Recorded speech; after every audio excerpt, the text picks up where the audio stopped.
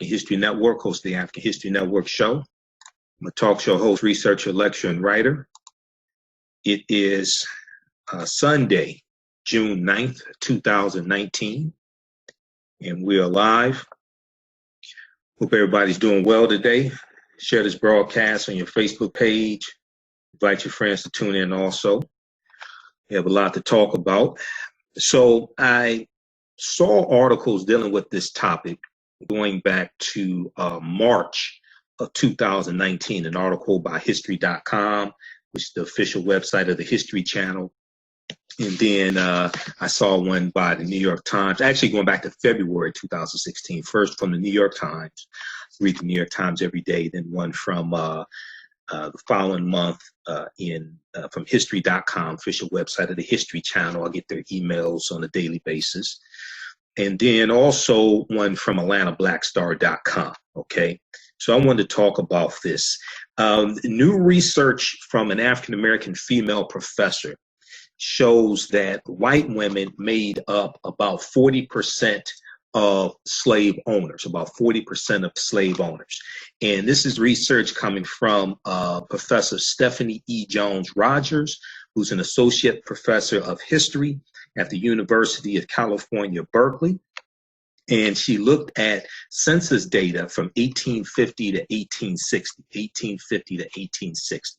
Now, we know that when we deal with the history of slavery, which lasted basically 246 years in the British colonies, what then becomes the United States, we have different nuances as we go from the 1700s to the 1800s, 1600s, 1700s, and 1800s. So she specifically looked at Census Bureau data from 1850 to 1860. Okay, so this is what we're going to talk about. So everybody share this broadcast on your Facebook page.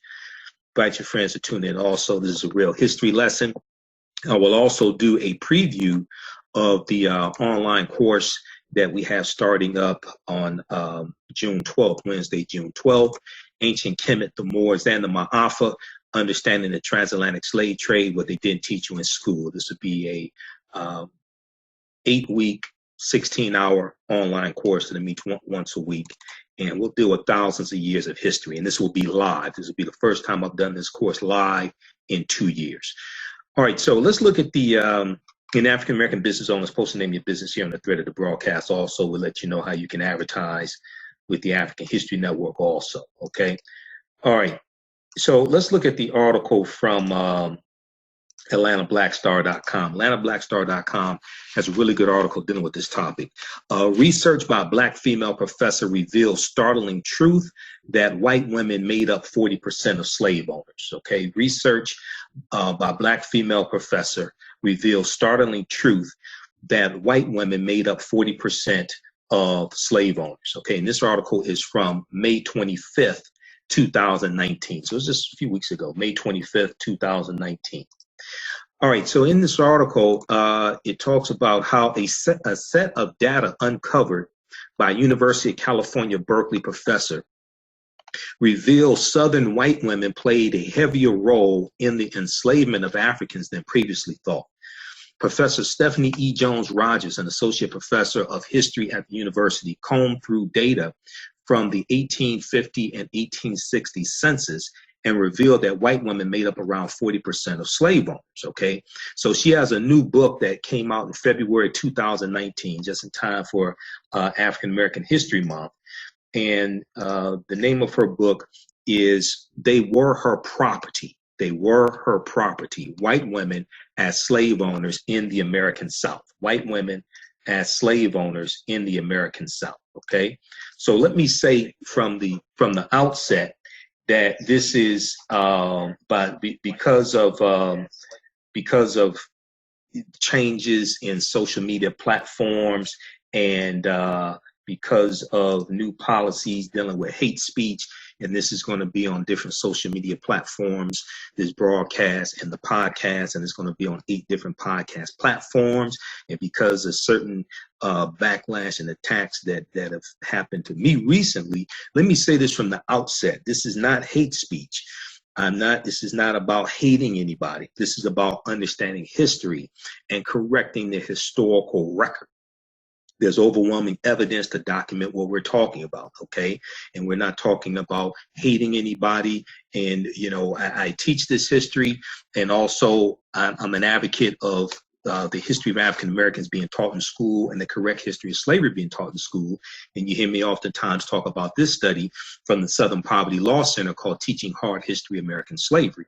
Teaching Hard History American Slavery. This is a 52-page study from the Southern Poverty Law Center. You can download it. Go to splcenter.org, splcenter.org, and it documents how the history of slavery is being incorrectly taught in American schools, not just schools that have predominantly African-American student body, but American schools, period, okay? It documents how the history is being incorrectly taught, the negative side effects from the history of slavery being incorrectly taught, and it gives tips and teaches how to more correctly teach the history of slavery. Okay, so I want people to understand that some of the information I say may go outside the circumference of some people's awareness. Just because you don't like it or disagree with it or never heard it before does not mean that it's not true. It just means you have to do some research to understand what it is that I'm talking about. All right, so let me say that from the start. Okay, so let's continue here.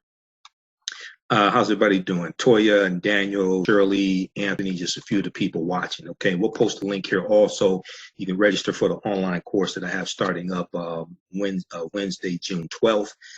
And we'll do it live, and then it's archived after that. You can go back and watch it over and over again. We just posted the link. Also, it's at our website, AfricanHistoryNetwork.com, AfricanHistoryNetwork.com. The name of the online course is Ancient Kemet, the Moor, and the Ma'afa, Understanding the Transatlantic Slave Trade, where they didn't teach in the school 2019 edition. All right, let's continue here. All right, so the findings helped Professor Stephanie E. Jones compile her book entitled They Were Her Property, White Women as Slave Owners in the American South. Now, on her department page at the University of California, Berkeley, Professor Stephanie Jones Rogers describes the February 2019 release of her book as, quote, a regional study that draws upon formerly enslaved people's testimony to dramatically reshape current understandings of white women's economic relationships to slavery, end quote. One of the things that her book did, the research of her book, one of the things that it did, and it ties into this 52-page study, Teaching Hard History of American Slavery, is that in addition to looking at census data, and in addition to looking at documents and letters, things like this, what are routinely looked at, she also looked at slave narratives or narratives of former slaves, okay? She looked at interviews done with former slaves in the 1930s from the WPA, Works Progress Administration, okay? And this was part of the New Deal, President Franklin Delano Roosevelt in the 1930s. And it was a specific department there called the Federal Writers Project. Okay, Works Progress Administration, WPA, of the 1930s. And this was part of the Federal Writers Project of the WPA. And one thing that they did was they interviewed former slaves and documented this, okay?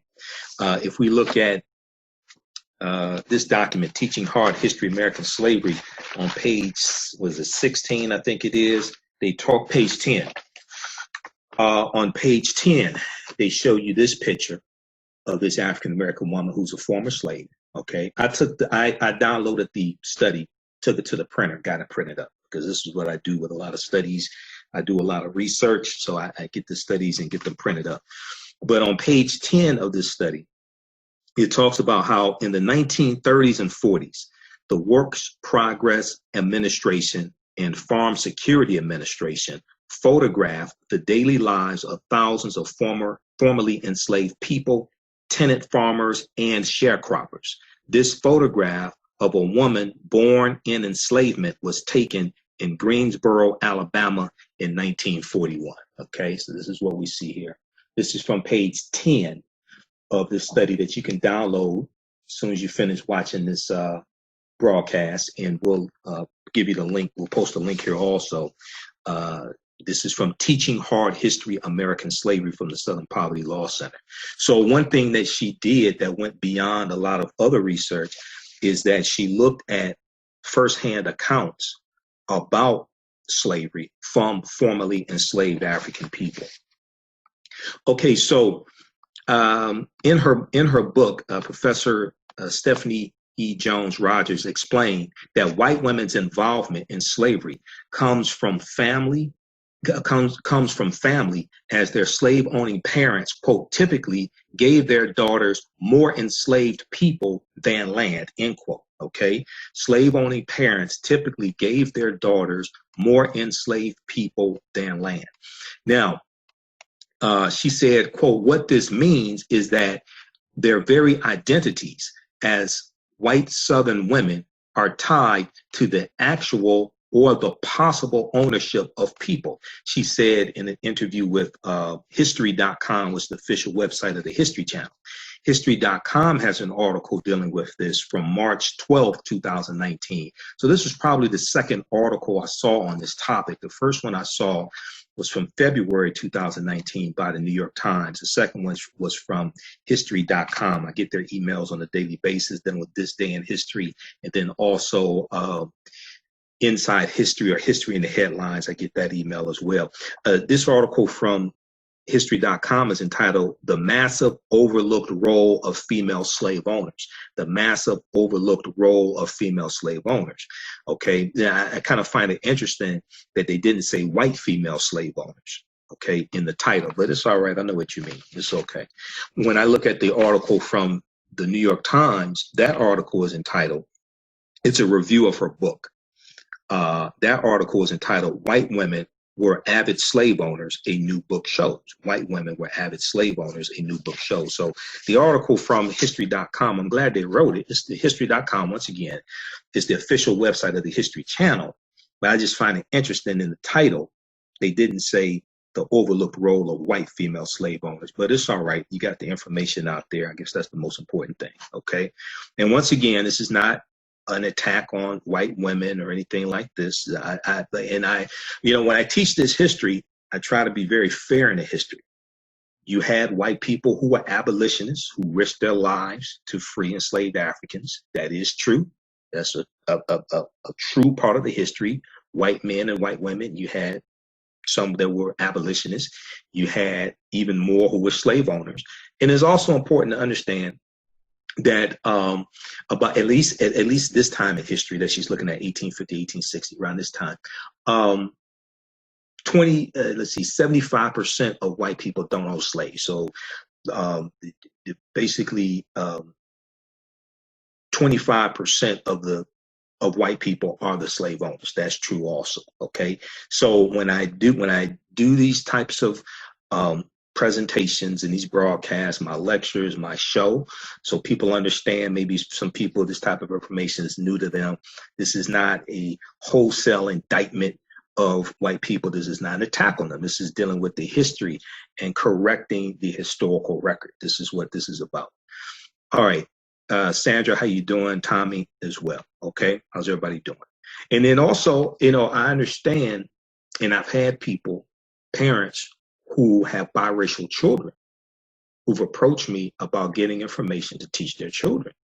I understand that can be complex as well. Okay. If you are a white parent that has a biracial child, or an African-American parent that has a biracial child, how do we teach this history? Right. And at the same time, you don't want that biracial child to feel a certain way about their white parent. Right. That's that's something that I personally don't have to deal with, but I'm sensitive to other people who have to navigate that. I have them reach out to me for resources as well. OK. Toya said, we're not apologizing for our history. No, we're not apologizing for our history. But when I deal with this type of information, and especially because of certain changes in social media platforms based upon hate speech and certain things that have happened to me recently that I'm not going to go into, I have to frame this in a certain way. Okay, let's continue here. All right, so Her book also notes that owning enslaved Africans served as white women's primary source of wealth, plus owning a large number of enslaved people reportedly made women better marriage material. All right. And this dealt with the accumulated wealth that some white women had who were slave owners. This made them a better catch. This made them a more suitable mate for a white man. All right. Now, once wed, okay, once she was married, white women were said to have fought and frequently won the right to continue to have ownership over their enslaved Africans, not handing over ownership to their husbands, right? Professor Jones Rogers says, quote, for them, slavery was their freedom, end quote. For them, slavery was their freedom. One example she gives is somebody who we know, who we've heard at least about, some of us know more about it than others, is Martha Washington, George Washington's wife. Martha Washington was a slave owner when they got married, and she owned more slaves than George Washington did. So after Martha Washington married President George Washington in Virginia in 1759, George Washington is said to have possibly owned around 18 people. Now, he became a slave owner at about 10 or 11 years old. He inherited some slaves from his father, all right? But his wife, one of the richest women in the state of Virginia, owned 84 enslaved Africans and dramatically increased the local slave population. So when they married, she owned 84 enslaved Africans. So she inherited basically her slaves, okay? And there was a story, there was a case about one of George Washington's runaway slaves. Her name was Ona Judge. I've talked about her in the past. AtlantaBlackStar.com and other sources have articles about Ona Judge, ONAJUDGE. And there's a good book called Never Caught, written by an African-American female historian who I met and talked to, and I can't remember her name. I'll pick it up. It wasn't Dr. Armstrong, Dr. Erica Armstrong Dunbar. That's who it is. Because I met the sister. She spoke at the Charles H. Wright Museum of African-American History. And I met the sister. I talked to her. We had a really good conversation. And I told her I was familiar with her work. And she also, let's see here. I'm going to try to pull up the article. That's a fascinating history dealing with Ona Judge. Ona Judge was the personal attendant to personal slave of Martha Washington.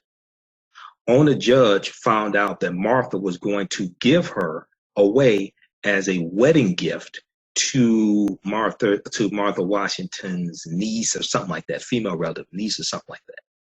So Ona Judge found out about this and she ran away. She goes up north. She runs away, and George Washington sent slave catchers after her a number of times, but she was never caught. This is where the title of the story, the title of the book comes from, Never Caught. All right. So, when oftentimes we talk about George Washington, we talk about the American Revolutionary War. We talk about him being one of the founding fathers, but his involvement in slavery and the enslavement of African people and the dehumanization of African people is oftentimes not talked about. Okay. So when we deal with this, history, it's a nuanced, complex history. He was, Dr. John Henrik Clarke probably put it the best. One of our great Grandmaster Scholar Warriors, Dr. Clarke said, don't take George Washington out of the history, leave him in there, but you have to put Washington in the proper historical context, okay? The proper historical context. So the name of the book is called Never Caught, The Washingtons' Relentless Pursuit of Their Runaway Slave Ona Judge. Never Caught, The Washingtons' Relentless Pursuit of Their Runaway Slave Ona Judge by Dr. Erica Armstrong Dunbar. Okay, and this article right here is from AtlantaBlackStar.com. I think that's when I first found out about her. This article is from February 11th, 2017. And let me see, it was either there. Now, Roland Martin also interviewed her on TV1 when he had a show on TV1, News One Now. So I saw her there. And she also, let me see, if the Nat Turner movie came out in 2016, I first found out about her in the book that Nate Parker put out. That was a companion to the Nat Turner movie, Birth of a Nation. He put out a book about that also. So I have the book somewhere here with all these books here. And that sister wrote co-wrote a chapter in the book that deals with the history of the Nat Turner Rebellion. So let me see if I have a book here, because I have about 4 stacks of books here. So hold on, let me see. Just give me a second here, see if I can pull it out. This looks like Jenga. This is like African-centered Jenga or something. I'm trying to pull out the book that's towards the bottom of the stack without the whole stack falling. Let me see if I can find it. Oh, here we go. All right, here we go. So this book right here, if you saw the Nate Parker movie, Birth of a Nation, about the Nat Turner Rebellion, so I got this October 2016. So I probably first found out about her possibly from this book, because she co-wrote, Dr. Erica Armstrong Dunbar, she co-wrote the chapter in here dealing with history. And it gives a lot of background historical information about the Nat Turner Rebellion that's probably hard to find. So the chapter she co-wrote it with another fantastic African-American female historian named Dr. Danny Ramey Berry. And okay, the chapter they wrote is called A History of Resistance, the Unbroken Chain of Enslaved African Resistance and Rebellion. A History of Resistance, the Unbroken Chain of Enslaved African Resistance and Rebellion. So if you get this book, or if you have it, it starts on page 35, okay? And they deal with a lot of the background history. And history I didn't know about the Nat Turner Rebellion. So when I did my lecture dealing with the history of the Nat Turner Rebellion of 1831, when the movie came out, there was some historical inaccuracies in the movie. The real history is different. So this was one of my sources for my lecture, dealing with the real history of the Nat Turner Rebellion and separating the movie, separating what we saw in the movie from the actual history. Okay, the name of this book is called The Birth of a Nation, Nat Turner and the Making of a Movement, edited by Nate Parker, the official movie tie-in. Okay, that's the name of this book. A lot of people don't even know this book exists. They went to go see the movie, don't even know this book exists. Okay, The Birth of a Nation, Nat Turner and the Making of a Movement, edited by Nate Parker, the official movie tie-in. So this is a crucial book. If you saw the movie, this is a crucial book. It also deals with behind the scenes, and it deals with the history of the making of the movie and what Nate Parker had to go through to get that movie made also. All right, so let's continue here. How's everybody doing? All right, and then we'll post a link here for the online course that starts up, that I'm teaching, that starts up Wednesday, June 9th. It's an 8-week, 16-hour online course, Ancient Kemet, the Moors, and the Ma'afa, Understanding the Transatlantic Slave Trade, what they didn't teach in school, 2019 edition. We're going to deal with thousands of years of history. It's going to be deep. All right, so let's go back to the article from AtlantaBlackStar.com. Research by Black female professor reveals startling truth that white women made up 40% of slave owners. All right. So we were talking about Martha Washington, and we started talking about Ona Judge. All right. Professor Stephanie E. Jones Rogers argues that white women were trained to be engaged in the slavery industry at a young age. She said, quote, their exposure to the slave market is not something that begins in adulthood. It begins in their homes when they're little girls, sometimes infants, when they're given enslaved people as gifts. And this happened. Okay. And when we look at Nat Turner had 3 owners in his lifetime. Now he died, he was executed November 11th, 1831. Okay, he was 31 years old. One of his slave owners was something. It was about 10 years old. It was a white boy about 10 years old who basically inherited Nat Turner. Okay, so you see this taking place in history. All right. So Professor Jones Rogers demonstrates that in her book. She demonstrates that in her book by including interviews with formerly enslaved people conducted in the 1930s through the New Deal Agency Works Progress Administration, all right? The WPA, Works Progress Administration, and that was the Federal Writers Project, which was like a department in the Works Progress Administration. One formerly enslaved said children would ruthlessly beat enslaved people. She said, quote, it didn't matter the child was large or small. They always beat you till the blood ran down. Or they always beat you till the blood ran down, she said. And let me see. I saw that quote. If we look at the article from history.com, they have that quote in here as well. It didn't matter whether the child was large or small. One woman told the WPA, they always beat you till the blood ran down. I think they went deeper into this in the article from the New York Times. Okay, on page 2 of the article from the New York Times entitled White Women Were Avid Slave Owners, a New Book Shows, from February 26, 2019, written by Parul Sehgal, Sehgal. On page 2 of this article, it says, from these stories, Jones Rogers, let me see, we have it here. I have it pulled up here on the screen also. So let's scroll down to this. From these stories, Jones Rogers brings an unseen world to life of white women's instruction in domination, a process of grooming that began in infancy. WPA interviewees, Works Progress Administration interviewees recount threats, abuse, and whippings administered by white children. Quote, it didn't matter whether the child was large or small, one woman said. They always beat you till the blood ran down.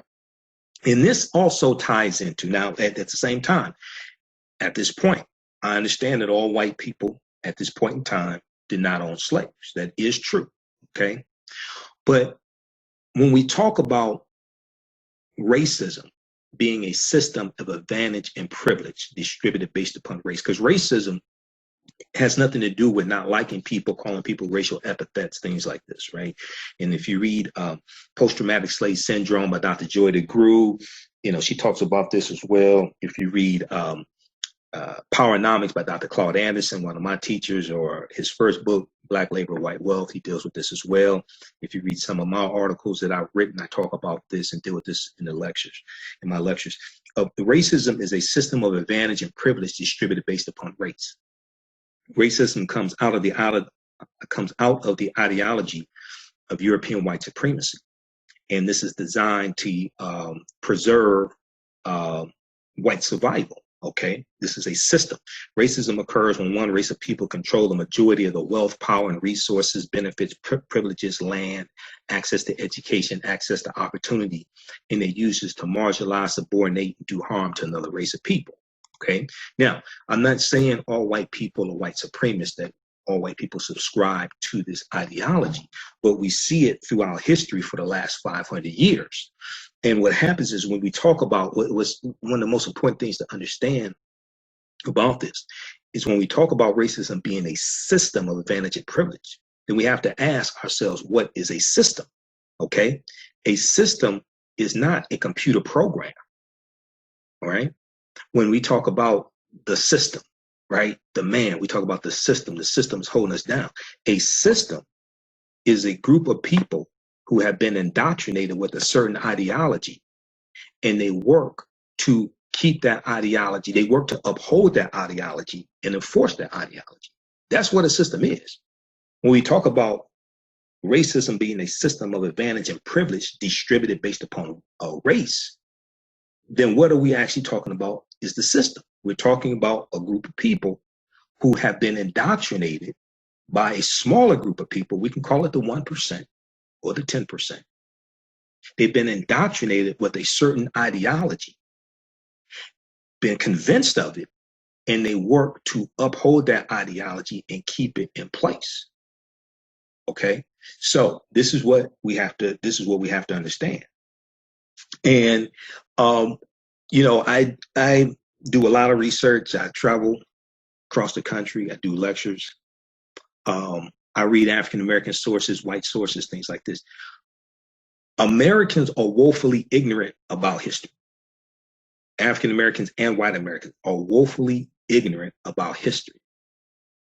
The reason why is because there has been a concerted effort not to teach the correct history in our schools.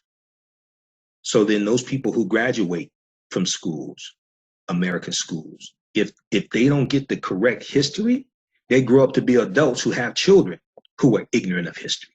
So for instance, if we look at this study from the Southern Poverty Law Center, all this ties in together. And this is one of, now when I did the last time I did the online course, it was in September 2017. This study didn't exist because this study was first introduced in, it was released basically February 2018 for African American history. So this didn't even exist. But one of the things this study did, Teaching Hard History, American Slavery from the Southern Poverty Law Center. One of the things it did was it did a survey of 1,000 high school seniors, 12th graders, 1,000 12th graders from across the country. And it asked them different questions about what they knew about the history of slavery based upon what they, were taught in school. It found that only 8% of high school seniors surveyed out of 1,000 could identify slavery as the central cause of the Civil War. Now, these are children in 12th grade. They're learning American history, American government. Some of them may have taken an African American history class, okay? Because I know at Cass Technical High School, after I graduated in '89, so after I left, I know sometime after that, they instituted African American history class. I didn't have it when I was there, but I know some schools, Philadelphia, in the city of Philadelphia, I know it's mandatory in high school that students have to take at least one semester of African American history, an African American history class, right? So when you have a study like this and 1,000 out of 1,000 12th graders, only 8% know that slavery was the central reason why the Civil War was fought. Well, that's a huge problem. One, that means they didn't learn it in school. Okay. Two, it means their parents didn't teach it. So when we talk about teaching the accurate history of America, of slavery, right? Not only are students ignorant of this history largely, the teachers are largely ignorant of this history. This is why one of these studies, this is why a study like this is so important, okay? And this is why I talk about in a lot of my lectures and I use it to teach from. Because when we have debates over Confederate monuments and Confederate monuments being taken down, and you have an ignorant president who advocates for the Confederate monuments to be preserved. Well, this comes out of an ignorance of history because other countries don't honor their traitors. Other countries don't honor people who committed treason. So you have Donald Trump loosely throwing around the term treason, and he's proven he doesn't understand the U.S. Constitution because treason is defined in the U.S. Constitution in Article 3, Section 3. I mean, this is one of the dumbest ass people I've ever seen in my life. Seriously, this is one of the dumbest ass people I've ever seen in my life. When you look at President Obama had to be a super intellectual. I mean, he had to go above and beyond just to prove he was half as good. So you had Donald Trump demanding that President Obama not just present his birth certificate, but also present his high school, his college transcripts, because Trump didn't think that an African-American man could get exceptional grades. Yet Trump used Michael Cohen, and this is reported. Michael Cohen talked about this, his former attorney who's in prison right now. And Michael Cohen's in prison trying to figure out why Donald Trump's not in prison.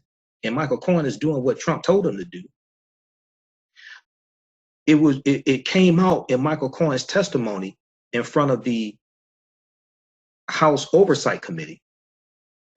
I think it was a House Oversight Committee. Representative Elijah Cummings chairs that. Donald Trump used Cohen to intimidate Donald Trump's old high school to get them to suppress his high school transcripts of his grades, while he's demanding the college transcripts of President Obama. So you have Trump, who is advocating for the preservation of Confederate monuments. But when you understand the Confederacy, and this ties into the history of Juneteenth. I just talked to Bob Johnson today, who's the organizer of the huge 3-day Juneteenth festival and parade in Atlanta. So I'm headed to Atlanta in a few days because I'm speaking there. It's June 14th, Friday, June 14th through Sunday, June 16th. I'm speaking there, and I'll be a vendor also. All right. We have the information at our website, AfricanHistoryNetwork.com. And also, if you'd like to donate to the African History Network, that helps, because that helps cover expenses traveling there and traveling back. Okay, paypal.me/the AHN show, paypal.me/the AHN show, or at our website, AfricanHistoryNetwork.com. We just post the information. But when we look at the Confederate monuments, these were erected basically after the Civil War ends. Civil War is 1861, 1865. All this history ties into Juneteenth, June 19th, 1865, when General Gordon Granger goes into Galveston, Texas, and delivers General Order Number 3, which frees the 250,000 enslaved Africans there in Galveston. Okay. And it was 250,000 in Texas. I'm not exactly sure if it was 250,000 specifically in Galveston, Texas. But this is 2 weeks after the Civil War ended. Civil War officially ended June 2nd, 1865. Now, some people mistakenly tie this to the Emancipation Proclamation of January 1st, 1863. And this is something that I'll explain when I speak at the festival. The Emancipation Proclamation did not free the enslaved Africans, so we shouldn't tie that to the Emancipation Proclamation. That's a misunderstanding of history. That was issued January 1st, 1863, after the Battle of Antietam, issued by President Abraham Lincoln. It was a military strategy. It was the preliminary Emancipation Proclamation was delivered September 22nd, 1862. This was designed to bring the South back into the Union. It was a threat to the South that if you do not come back into the Union, we're going to free your enslaved Africans. They designated those enslaved Africans as contraband. They were trying to rob the South of their enslaved Africans because they knew that the wealth of the South was tied to the enslaved Africans. So this was a military strategy. The goal of the Civil War was not to free the enslaved Africans. The goal of the Civil War was to bring the South back into the Union, because the first state to secede from the Union was South Carolina, December 20th, 1860. About 6 weeks after Abraham Lincoln became president-elect. He became president-elect November 6th, 1860. Okay. He was the candidate of the Republican Party. The Republican Party was the party basically of abolitionists. They were formed in 1854 by groups of abolitionists to be the counter to the Democratic Party. When he becomes president-elect, you have these southern states who fear that he's going to free the slaves. In his March 4th, 1861 inaugural address, this is after 7 states had seceded from the Union. You had South Carolina, December 20th, 1860. You had 6 more states by February of 1861. He delivers his inaugural address, March 4th, 1861, to try to appease the southern states, to keep more of them from seceding to the Union. He, in his inaugural address, he talks about how he had no plans to end slavery in states where slavery already existed. Okay. Now, this is before the Civil War starts. Civil War is going to start April 12th, 1861, the following month. But you have these southern states seceding from the Union because they fear that Lincoln is going to free the slaves. And he's trying to tell them, no. He said, no, you slave-holding states, I'm not going to end slavery in those states. It's all right for you to keep those slaves. This is what he's trying to tell them. Okay, but then the Civil War starts with the attack on Fort Sumter in South Carolina, April 12, 1861. After that, all hell breaks loose. You're going to have more states that secede. But they committed treason against the United States, declared war on the U.S. They committed treason based upon Article 3, Section 3 of the U.S. Constitution. President Andrew Johnson, who succeeds Lincoln when Lincoln's assassinated, shot April 14th, at the Ford Theater, 1865. He dies the next morning. After the Civil War, Johnson is going to give a blanket pardon to all the rebels, to the Confederates, because he was sympathetic to the Confederacy. Okay? So, but they committed treason against this country. Countries don't honor those who commit treason against them. Countries don't erect statues to those who commit treason against them. So all these Confederate statues that still exist, and you got about 12 or 14 in the U.S. Capitol building as well, they're honoring traitors to this country. This is why all the Confederate monuments, even now people argue is part of history. Okay, that's true. It is part of history. It's part of the lowest history in this country. Now, I'm against Confederate monuments being destroyed. And I've done an entire lecture dealing with the history of Confederate monuments, the history of the Confederate flags, things like this. Because what people think is the Confederate flag, the flag that was on the Dukes of Hazzard car. And what was the name of that car? It was called the General Lee.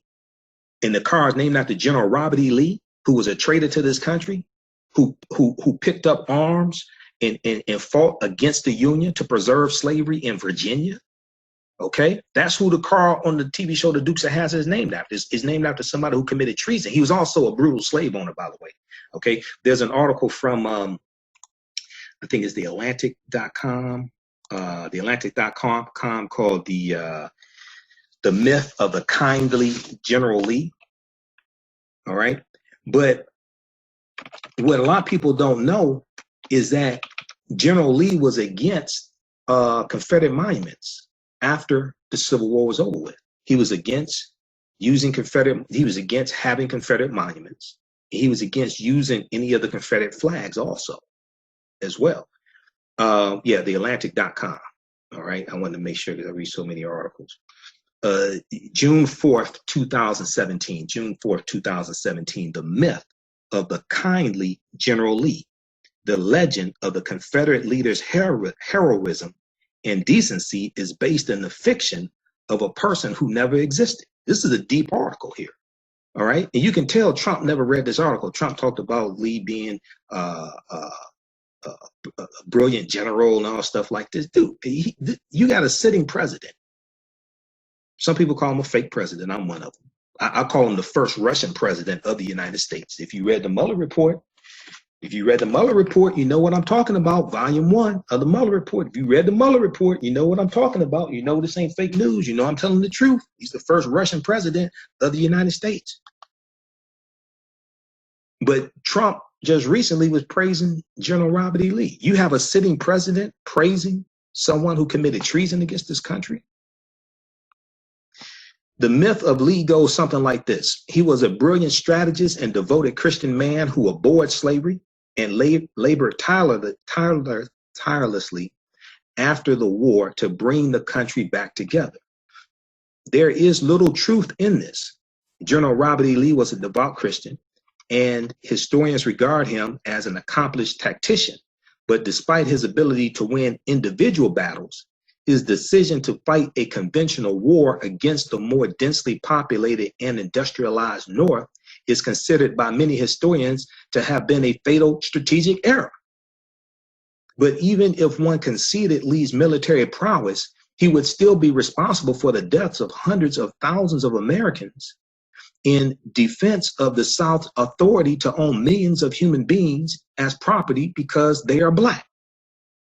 General Robert E. Lee's elevation is a key part of a 150-year-old propaganda campaign designed to erase slavery as the cause of the Civil War and whitewash the Confederate cause as a noble one. This is called this whole lost cause propaganda campaign that was pushed by the South. This is a 150-year-old propaganda campaign. Now that ideology is known as the lost cause. And as historian David Blight writes, it provided a, quote, foundation on which Southerners built the Jim Crow system, end quote. This is deep history. Now, this is who Trump was just praising a few months ago. See, this is why, once again, I have to go back to this study, because the reason why is because I've actually read it. This is why this is so important. This is why this study should be used by every school in this country. Okay? And one of the things they tell teachers don't do is don't do slave reenactments. Don't do mock slave auctions. Like you've seen some of my broadcasts where I talk about recently mock slave auctions that happened in Bronxville, New York. And we constantly see stories in schools of slave lessons gone wrong. They tell you in here, don't do that. They talk about how it traumatizes students, especially African-American students. Don't do mock Civil War enactments. Don't do slave auction reenactments. Don't have simulations of Black children picking cotton. Don't do none of that. They tell you this in here.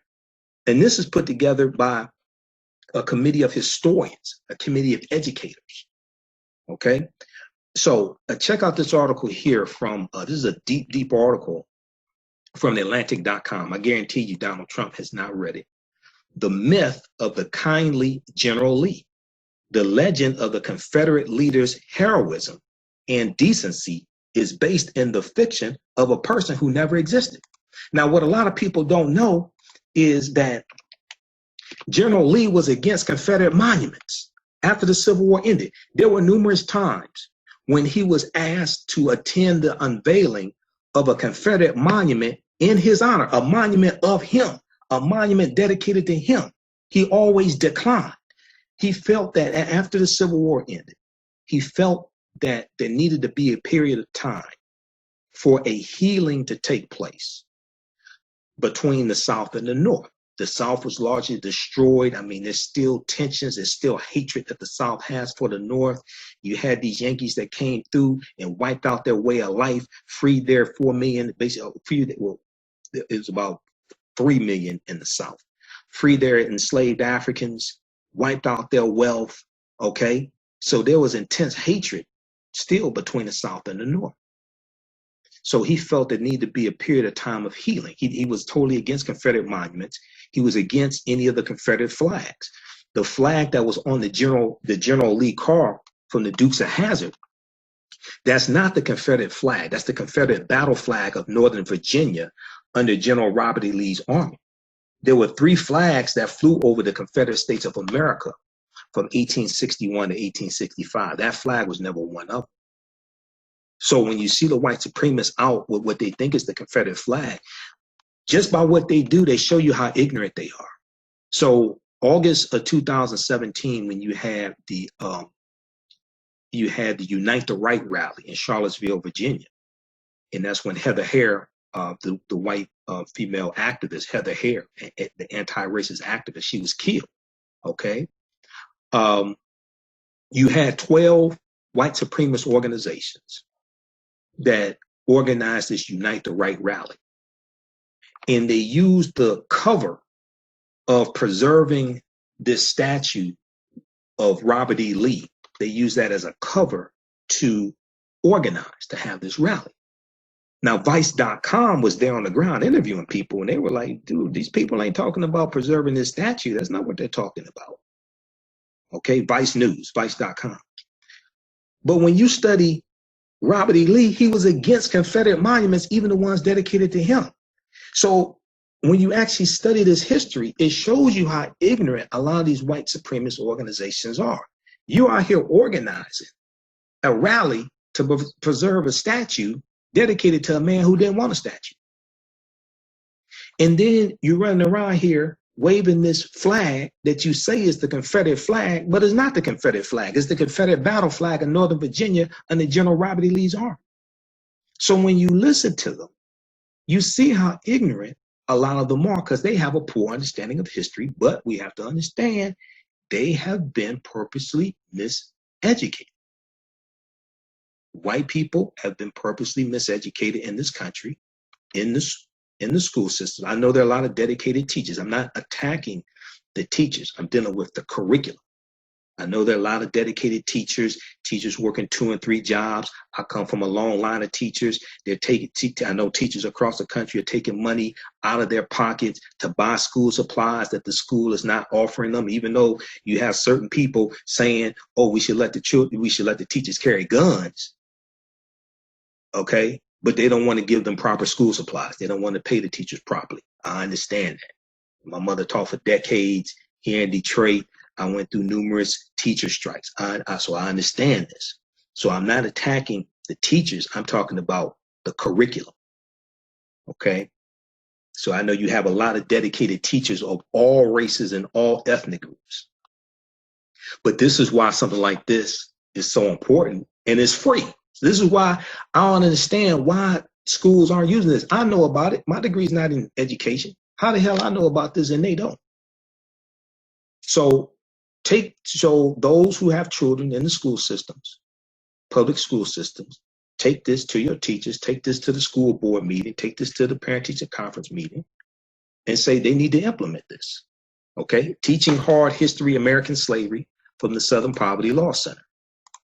We'll post a link here for you so you can download it. Let me pull this up. Teaching Hard History. Okay, African American business owners also post the name of your business here on the thread of the broadcast. We'll let you know how you can advertise with the African History Network. Email us at customerservice@africanhistorynetwork.com. Customerservice@africanhistorynetwork.com. Our current promotion, get 2 months for the price of 1.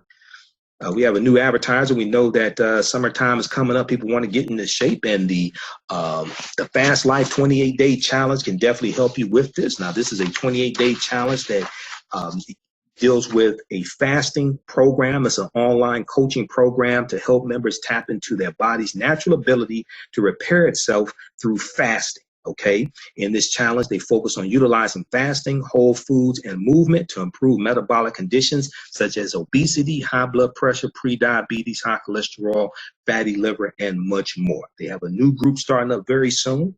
Visit their website, tfl28.com, tfl28.com, for more information about the Fast Life 28-day challenge. They can definitely help you live a healthier lifestyle and get in shape for the summer as well. Okay, the Fast Life 28-day challenge.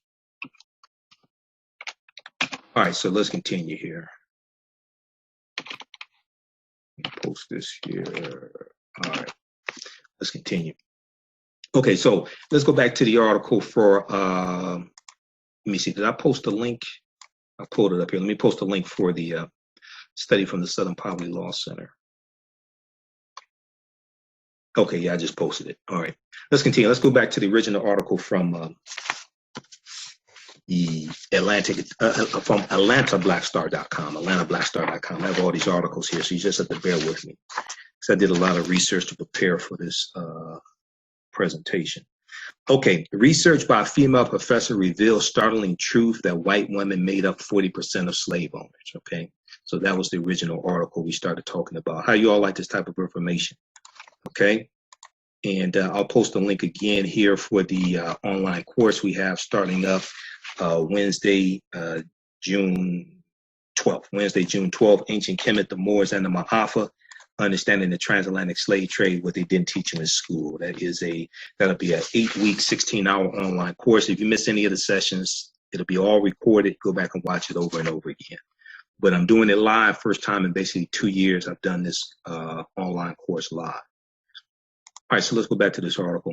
Okay, so Professor Stephanie E. Jones Rogers, who's an African-American female professor, demonstrates that in her book, name of the book is They Were Her Property, White Women as Slave Owners. In her book, by including interviews with formerly enslaved people conducted in the 1930s through the New Deal Agency, Works Progress Administration. One formerly enslaved woman said children would ruthlessly beat enslaved people. Okay, it didn't matter whether the child was large or small, they always beat you till the blood ran down, she said. Now, once they came of age, white women also reportedly got involved in the slave market. Aside from beating slaves, once they owned them, white women bought, sold, and sought out their return. Okay, so runaway slaves, they would have slave catchers. This was a whole profession to be a slave catcher. They would take out newspaper ads for runaway slaves, wanted. Runaway slaves, give a description of them, and they would pay a bounty. All right. Now, the notion flips the previous belief of scholars that white women abstained from engaging in such activity as it was deemed improper. As the women got pregnant and had their own families, as white women got pregnant and had their own families, they reportedly orchestrated sexual assaults between enslaved people so that enslaved Black women could be available to nurse white women's children. Okay, so this is like breeding, okay, between an enslaved African man and an enslaved African woman. This, in addition to tearing enslaved women's babies away from them so they could nurse white women's children and avoid becoming, as Professor Jones Rogers stated, one white woman slave owner said, quote, a slave, end quote, to her children. One white woman described it as being a slave to her child. Advertisements for wet nurses, because they were called wet nurses. Advertisements for wet nurses. Hold on, let's jump around.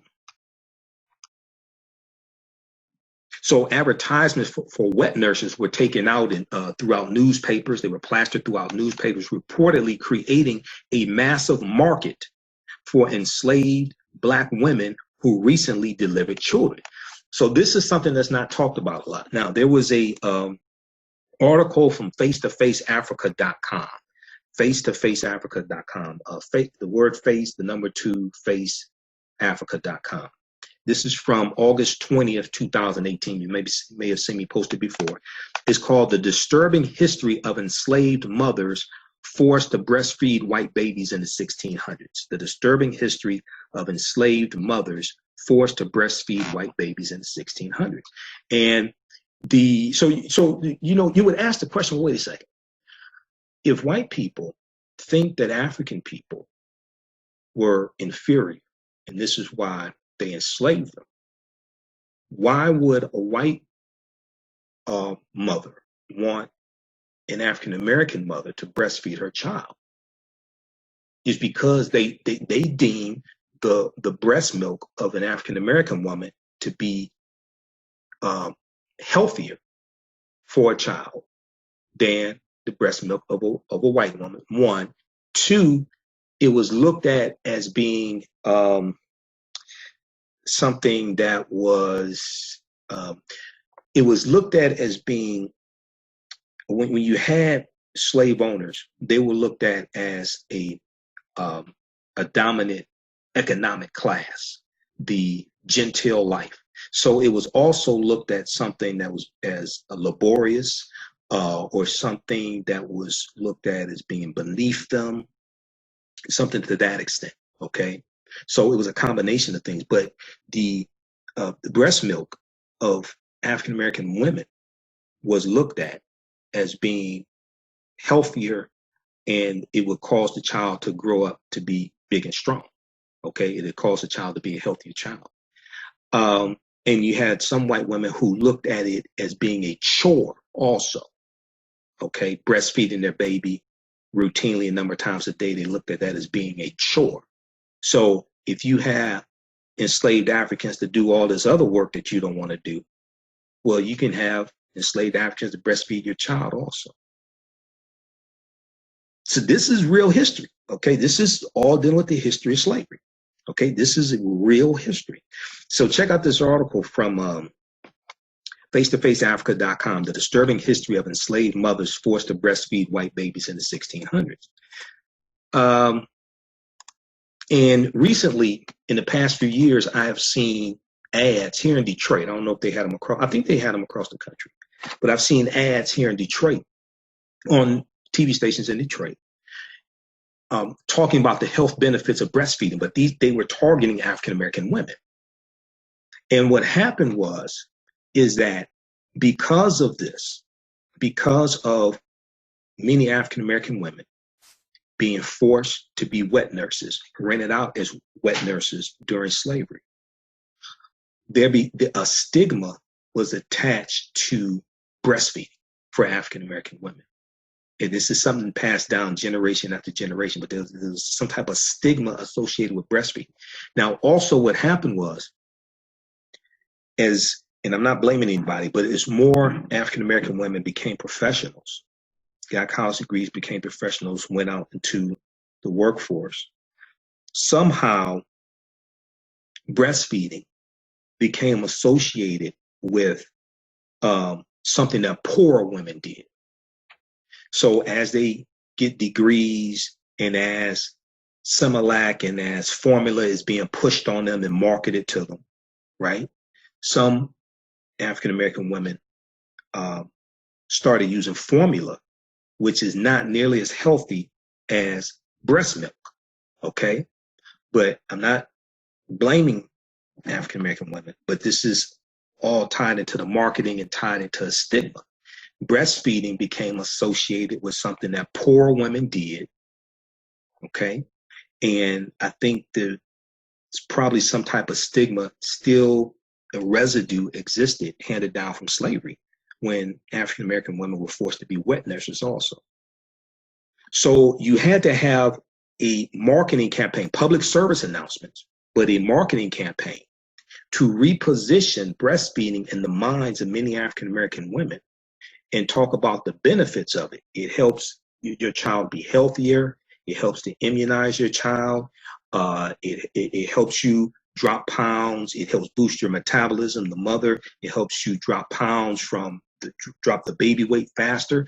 There were a number of ads that were taken out. They were on radio and television to promote the health benefits of African American women breastfeeding children. Okay, that also helps to reduce like infant mortality, things like this, right? So it's a lot there. Okay, so we're still, I talk about how we're all going through a 12-step process recovering from the side effects of white supremacy and racism, right? We're all going through this. We're all going through a 12-step process. And because after slavery ends, we never got psychological help. Okay. And if you read Post-Traumatic Slave Syndrome by Dr. Joy DeGroot, I have the book somewhere here in one of these 4 stacks of books. If you read Post-Traumatic Slave Syndrome by Dr. Joy DeGroot, she talks about how when you have to learn to adapt to a hostile environment to survive, then so she's talking about slavery in this country. Then after slavery ends, if you've never been taught to unlearn those behaviors, then you'll still exhibit a lot of those behaviors and pass them down generation after generation. Okay. And I would argue that the environment was still hostile after slavery ended. It was just in a different way. Okay. All right. So, and we know that mother's milk is for children, not cow's milk. Right? Mother's milk is for children, not cow's milk. Cow's milk is for baby calves. Cow's milk is not for humans. The whole, see, my background's in marketing, so the whole push to get humans to drink cow's milk largely comes from the American Dairy Association, which through marketing campaigns promoted this. So like when we were growing up, we had the 4 basic food groups. Okay. You have meats, grains, vegetables, and dairy products. And like in school, they have that poster, they would have the poster on the wall of the 4 basic food groups. You need this number of servings a day from this group, that group, right? Well, if you look at on the poster. Who put that out? That was from the American Dairy Association. The American Dairy Association basically created the 4 basic food groups to sell more dairy products. And I remember seeing that in my marketing books when I was in college, taking marketing classes. I remember seeing that in the marketing books. So that's a whole marketing campaign to get people to drink cow's milk and to use dairy products from cows, made from cow's milk, that's not designed for humans. But that's all in the marketing. Marketing is dealing with crafting messages, and power's the ability to define and shape reality and have other people accept your definition of reality as if it were their own. This deals still with crafting messages and getting people to elicit a certain behavior that you want them to exhibit, that you want them to buy into. So now they have, I think it's like 9 food groups now. Okay, they realize the 4 is not adequate enough health-wise. So now they've expanded it. I think it's like 9 food groups. Okay, all right. So let's continue here. All right. So as the women got pregnant and had their own as the white women got pregnant and had their own families, they reportedly orchestrated sexual assaults between enslaved people so that enslaved black women could be available to nurse white women's children. This, in addition to tearing enslaved women's babies away from them so they could nurse white women's children and avoid becoming, as Professor Jones Rogers stated, one white woman slave owner said, quote, a slave, end quote, to her children. Advertisements for wet nurses were plastered throughout newspapers, reportedly creating a massive market for enslaved black women who recently delivered children. Professor Jones Rogers said, quote, there were instances in which formerly enslaved people did in fact say that their mistresses either sanctioned acts of sexual violence against them that were perpetrated at the hands of white men, or that they orchestrated instances of sexual violence between 2 enslaved people, one male, one woman, that they owned in hopes of producing children from those acts of sexual violence. So she's talking about how this was timed with the white woman becoming pregnant so that the African-American female slave would give birth around the time white woman gave birth, or would be lactating around the time that the white woman's child is born, so she could be a wet nurse so the slave woman could be a wet nurse to the white woman's child. All right. In the article from the New York Times, they talked about this also, if I remember correctly.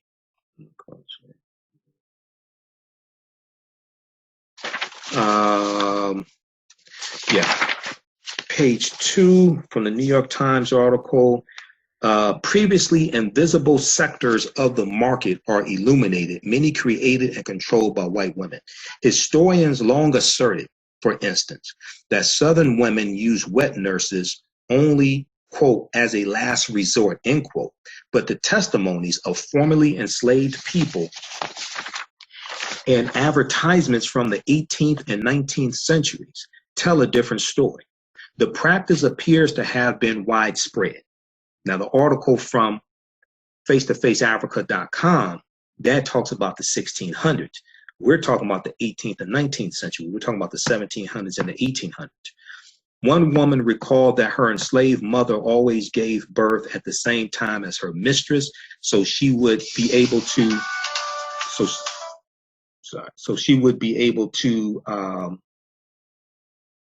one woman recalled that her enslaved mother always gave birth at the same time as her mistress, so she would be available to nurse the white baby. Quote, these recollections make it clear that enslaved women were giving birth on a routine basis. But what often remains unexplored is what led to these constant conceptions. So we're, quote, undoubtedly the result of sexual assault. So what is happening here, and I've talked about this before, and we still see it today, is that the the sexuality of African women was used as a commodity, and it was controlled by white people. So you have orchestrated breeding taking place of African women, okay, to benefit white women who are slave owners. There was an old stereotype of African American women, even after slavery ended, that you can't rape a black woman. It goes back to this treatment during slavery of forced breeding, right? And how the conception happened, whether it's with a white man or an African slave. And African women being used as wet nurses. So when we have, for instance, and I'm going to go here with this, when we have, for instance, R. Kelly, and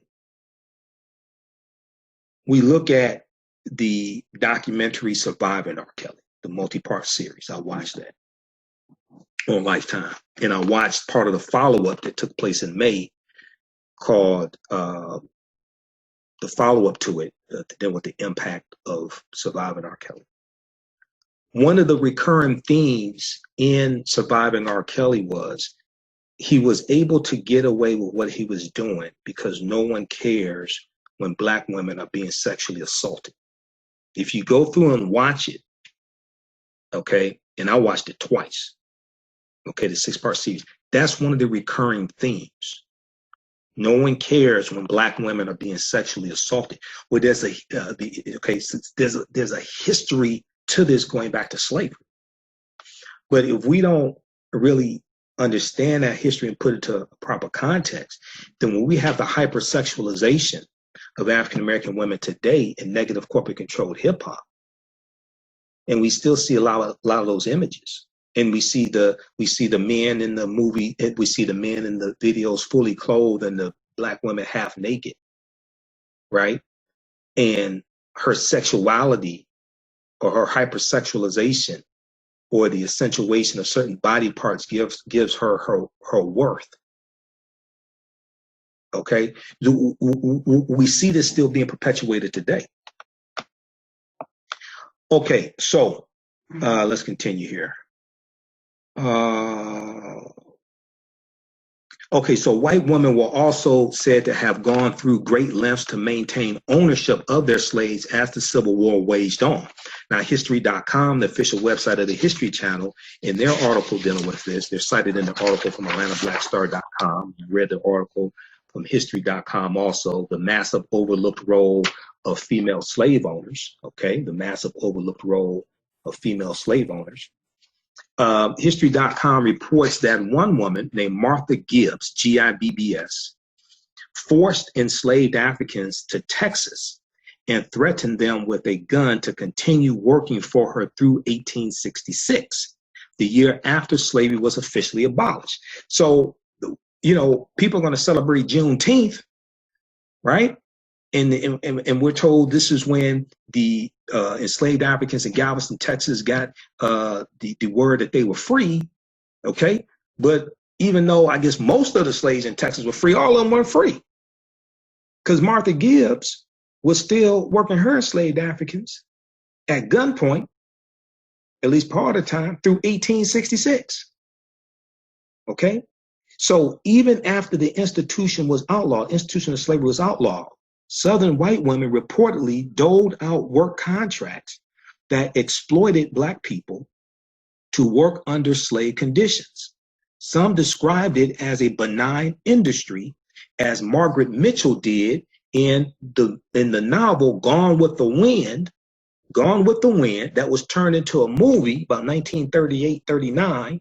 And then we know that Hattie McDaniels wins an Oscar for Best Supporting Actress in 1939 for playing a slave. She played Mammy, I think her name was Mammy, in Gone with the Wind. The same idea has carried out through to textbooks discussing enslavement today.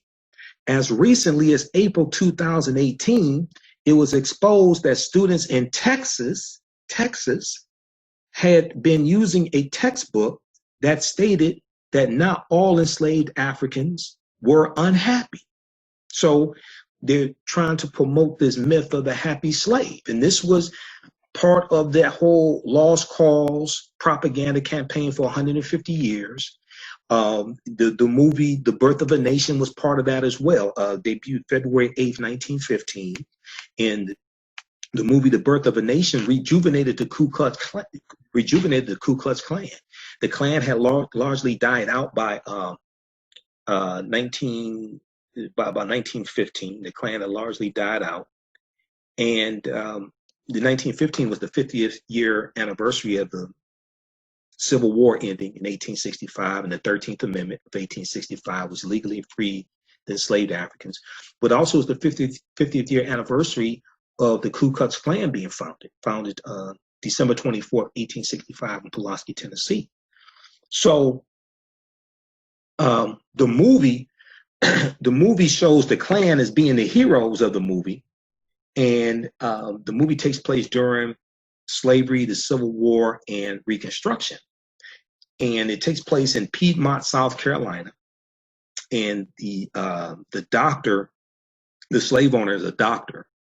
And they showed the slaves on the plantation being happy and singing and dancing for the entertainment of the slave owners. And it basically shows the slaves as being like almost part of the family. Okay. Then the Civil War comes through and ravages South Carolina, ravages the South, totally destroys these white people's way of life. And the argument that the South was making during slavery and even after slavery was that the institution of slavery was a good institution for everybody involved. The kindly slave master looked out for his slaves, and they were almost like a part of the family, and he provided protection and provided food and clothing and shelter for the slaves, and the slaves in turn produced crops that the master could sell. And they talked about a checks and balance system, how slavery kept everything in check. And you had the South also arguing before slavery ended and after slavery ended, arguing that the enslaved Africans were too ignorant to be able to take care of themselves, and that the institution of slavery, and that slaves were better off under the institution of slavery because they were under the protection of the slave master, and he would provide for them.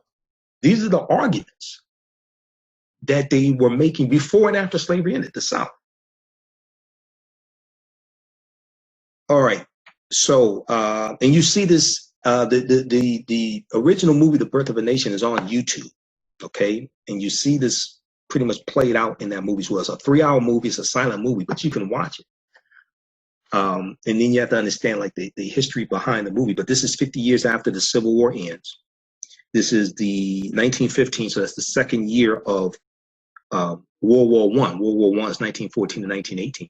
And this movie caused race riots in the streets also. President Woodrow Wilson had a private screening of a movie at the White House. It was directed by D.W. Griffith.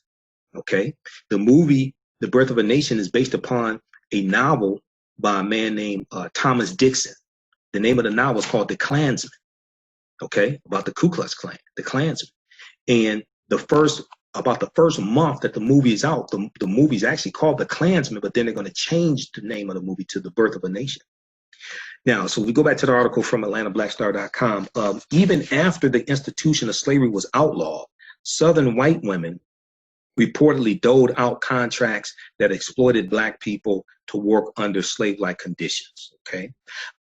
Still, Professor Stephanie E. Jones Rogers argues in her book that white women's, quote, ideological and sentimental connections, end quote, to slavery were not the only thing that made them defend the practice of slavery. She remarked that women who were around during enslavement would have done the same thing. Okay. All right. And once again, when we study this history, she's not talking about all white women. I'm not talking about all white women. I'm talking about all white people. We know all white people did not own slaves. We're talking about the ones who did. Okay. So check out this article from AtlantaBlackStar.com. Research by Black female professor reveals startling truth that white women made up 40% of slave owners. This is written by Kirsten Willis, May 25th, 2019, for AtlantaBlackStar.com. So we'll post this link here. And then I'm going to go to the one from the New York Times and also History.com very quickly here to make sure I didn't forget anything, because I made notes in the margins of these articles. So just give me a second here and look at my notes. Juneteenth gone with the wind. Okay, we got all that. All right, because I do preparation for these broadcasts also. How's everybody doing? How you like this type of information? Share this broadcast on your Facebook page. Invite your friends to tune in also. If you like this type of information, you can donate to the African History Network, paypal.me/the AHN show, paypal.me/the AHN show. This helps us keep doing the research, stay on the air, broadcast our normal Sunday night show on 9:10 a.m. the Superstation WFDF. On the radio, we broadcast on Facebook Live also. It also helps when I have to travel to different events and pay my way there. It helps cover the cost of travel, helps go towards that as well. Okay, so paypal.me/the AHN show, or at AfricanHistoryNetwork.com. Click on the yellow donate button, because this will help pay to travel to Atlanta for the Juneteenth Festival. Then also we have the, and I'll do a brief overview of, a brief preview of the new online course I have starting up Wednesday, June 12th. It's called Ancient Kemet, the Moors, and the Ma'afa, Understanding the Transatlantic Slave Trade, What They Didn't Teach You in School. Ancient Kemet, the Moors, and the Ma'afa, Understanding the Transatlantic Slave Trade, What They Didn't Teach You in School. This is a 8-week, 16-hour online course. We'll deal with thousands of years of history. We'll deal with history leading up to the transatlantic slave trade taking place, get a better understanding of that. We'll understand ancient Egypt, ancient Kemet, the 800-year occupation of Europe by the Africans known as the Moors, which is extremely important to understand. We'll deal with Christopher Columbus, who helped to lay the foundation for slavery, racism, capitalism, the exploitation of indigenous people. And we'll deal with what leads to the transatlantic slave trade happening also. Okay, so just a second here. Let me look at my notes.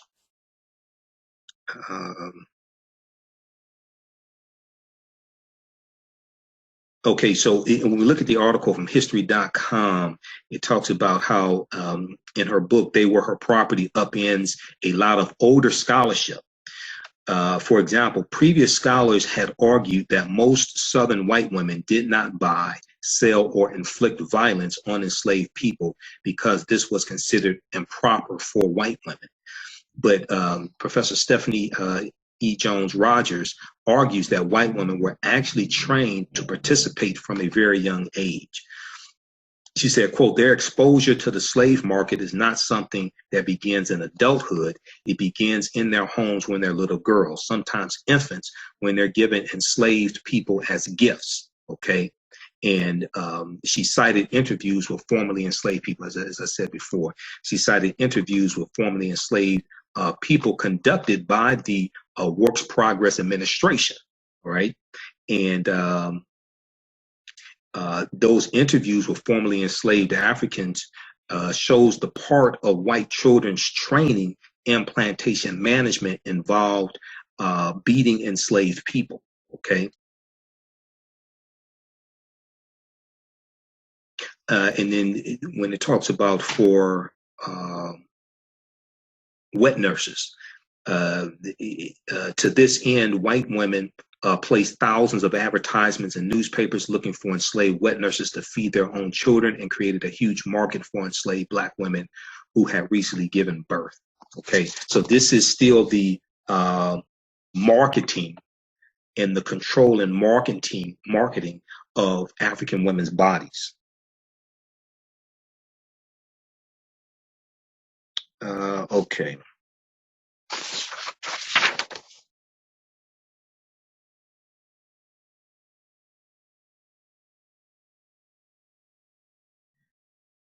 All right, so they talk about going with the wind as well. Okay, so check out this article from history.com. The massive overlooked role of female slave owners. Okay, that's by Becky Little, March 12, 2019, history.com. And then I want to look at the article from New York Times because I made notes. Okay, so what's interesting here, they talk about some other books, some recent other books that have come out over the past few years dealing with the history of slavery. They mention The Half Has Never Been Told by Edward Baptist. And I've read excerpts of it. It looks like a really good book. I've seen interviews he's done. I know Roland Martin interviewed him also. But this is the article from New York Times. White Women Were Avid Slave Owners, a New Book Shows. And on page 3 of the article, it says, in horrifying, meticulous detail, the book illustrates, referring to, I think they're referring to Edward Baptist's book. The book illustrates the centrality of violence to capitalism.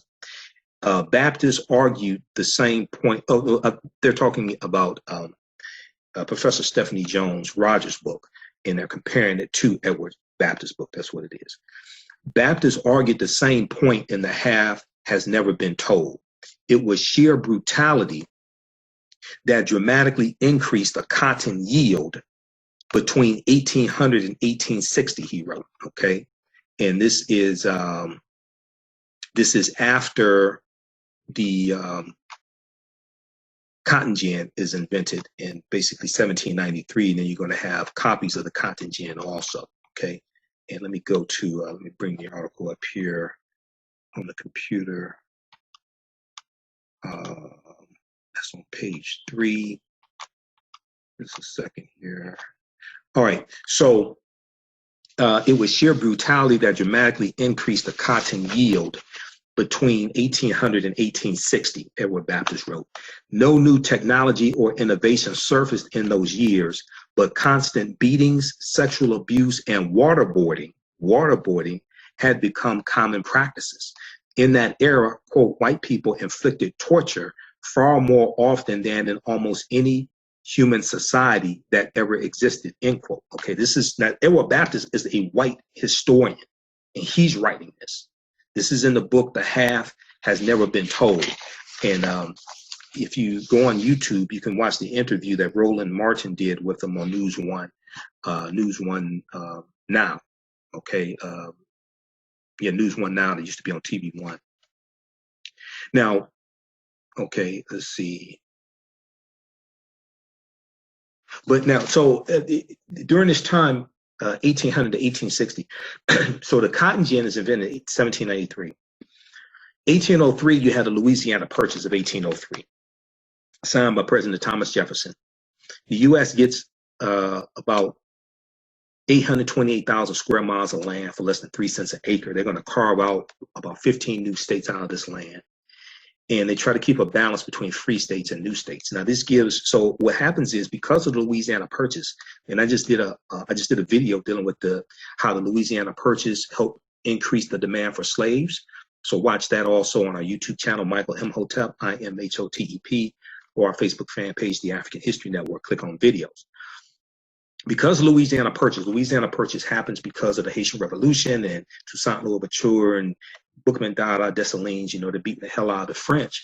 It causes the French to sell their land here because France is about to go bankrupt. It causes them to sell their land here that they own, that they stole from Native Americans and African people who were already here for tens of thousands of years, by the way. France is trying to raise money.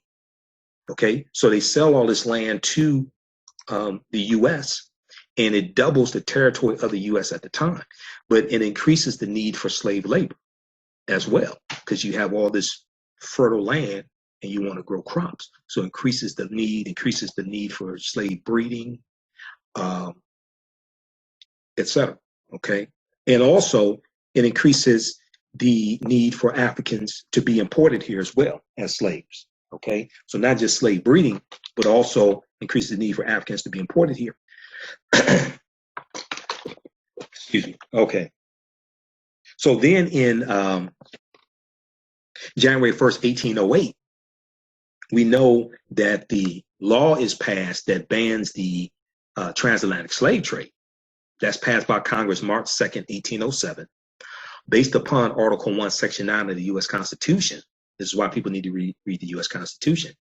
It stipulated that the importation of Africans as slaves would be outlawed at the earliest in 1808. So that law passes Congress March 2nd, 1807. It goes into effect January 1st, 1808, because that's the earliest it could go into effect based upon the U.S. Constitution. The framers of the Constitution, because they were debating at the Philadelphia Convention in 1787 whether to abolish slavery or not, they decided to put in a 20-year clause to allow those who wanted slavery to continue to bring in Africans to continue to make profits, and they were outlawed at the earliest in 1808. This is stipulated in Article 1, Section 9 of the U.S. Constitution. It's actually in the first, basically like the first paragraph or first two paragraphs. So that goes into effect January 1st, 1808. It outlaws Africans coming to this country as slaves, but it still allows slavery to exist in this country. Slave plantations, the auction blocks, the trading, all this stuff, the breeding. And what this does is this increases the need for slave breeding. Okay, now, Europeans are still going to bring Africans into this country as slaves, but they're violating federal law when they do it. Okay, and we see this with the Clotilda of 1860 that comes into Alabama. With the slave owner, the slave owner was from Alabama. He lived in Alabama, and the Clotilda comes into Alabama in June or July of 1860, and it's illegal. It's illegal. This is human trafficking. But Europeans kept doing this after January 1st, 1808. Okay. So there's I interviewed Dr. Jahi Issa and Brother Reggie Marbury dealing with this history. And some of that history I already knew, but they went even deeper into it. They wrote an article in 2017 called Reparations is Dead. And scholars have ideas on how to revive it. I'll get to the exact name of the article here. But it deals with this history of how Europeans in this country continue to violate federal law by bringing Africans in this country as slaves, even though it was illegal. Okay. And it deals with how it was done to a much greater extent than originally we thought. Reparations is Dead, How to Resurrect It. That's the name of the article. Reparations is Dead, How to Resurrect It. Okay. With Dr. Jahi Issa and Brother Reggie Marbury. So read this article also. I did a 2-part interview with them that's archived in audio podcast format. So just go to AfricanHistoryNetwork.com, click on listen to podcasts. Okay, or wherever you get your podcast from, just search for the African History Network show, because we're on 8 different podcast platforms, and it should be there. All right. Okay, so let's continue here. So I think I got all of my notes. How you all like this type of information? 25 years, the Black History 101 Mobile Museum has carried on the legacy of the museum movement in America by showcasing artifacts of the Black experience at colleges, universities, K-12 corporations, libraries, conferences, and cultural events, making it the most traversed Black History mobile exhibit in history. Dr. Khalid Kim is the founder of the Black History 101 Museum, and he is a highly sought-after public speaker on topics of Black history, social studies, education, museum studies, health, and race relations. Dr. Khalid named change makers for NB Universal's Erase the Hate campaign and listed as the 100 men of distinction for Black enterprise. He recently founded Michigan Hip Hop Archive on the campus of Western Michigan University. The Black History 101 Museum is currently scheduling in and virtual exhibits nationwide. For more, please contact Dr. Khalid Al-Hakim, 1-645-4197, 3645-197, or visit their website, blackhistorymuseum.com. That's mobilemuseum.com. You can also email him at history101@yahoo.com, b101@yahoo.com. Are you ready for economy? Well, the role of economics in the development of civilization is a brand documentary that will set a new path of knowledge and enlightenment. The film gives viewers a snapshot of our economic history from the dawn of civilization right up until today. The main theme of the film is the interrelationship between the three components of economics, politics, and culture. Hapi brings together this and most prominent in the field of psychology, history, business, and politics, as Dr. Leonard Freese, Professor James Small, Dr. William Malveaux, Dr. Zahi Hawaii, and Jabari Osazi, and more. Together, they deliver a message of cooperative economics, financial independence, and a pride that we can all be inspired by. The film is on all digital formats. Or for D, please visit HAPIPfilm.com. Use offer code HAPI for a 10% discount. Have you tasted the world famous No Frowny Brownie from the Pink Bakery? If not, what are you for? They are vegan, gluten-free, and free of the big 8 allergens. While eating their No Frowny brownies, the fabulous Miss Tabitha Brown said they were very good. Very good. You know, if she says that, they are. Pink Bakery is the first black-owned big 8 allergen-free baking mix company. Go to thepinkbakery.com, to order No Frowny Brownie Mix today. Sage and Elm Apothecary creates unique products, especially with you in mind. They use simple ingredients such as whole fruits, herbs, and vegetables. Each product crafted offers a unique plant-based experience. Their holistic approach to self-care formulate their product inventory. They're proud to serve our community of plant-based product support and offerings for the entire family.